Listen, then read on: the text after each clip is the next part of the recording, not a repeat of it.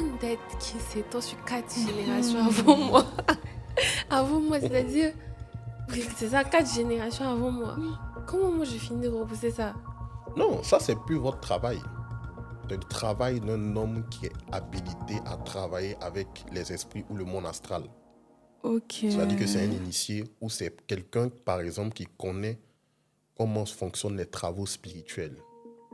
Ok. Donc, Maintenant, c'est-à-dire que voilà. cet homme-là, quand il te rencontre, il a conscience, il sait c'était quoi le pacte, c'était quoi ce que tu dois, et puis lui, maintenant, il va faire le Naturellement, il sacrifice. y a plusieurs manières de le faire. Soit, il y a des prières qu'on peut te donner. D'accord. L'entité t'apparaît dans le rêve. I- Et elle vient te dire, c'est moi qui est à la base de tes échecs. D'accord. C'est moi qui est à la base de tes échecs. Voici ce que ton papa a fait. Voici ce que ton arrière-grand-père a fait. Ok. Et quand toi, tu viens raconter à la personne qui est habilitée à faire ce travail, elle saura automatiquement ce que ça veut dire. Elle saura ce qu'elle doit faire.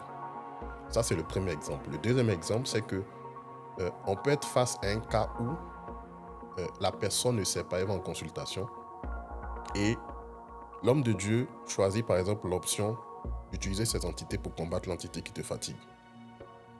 Et comme j'ai dit tout à l'heure, c'est pas tout le monde qui est sous le joug d'un esprit de pacte. Il peut avoir un contrat, mais le contrat a peut-être expiré. Mais là, le joug qui te fatigue, c'est que dans l'histoire de ton sang, il y a pauvreté. Votre famille, là, ça veut dire que vous êtes sous le joug de la pauvreté.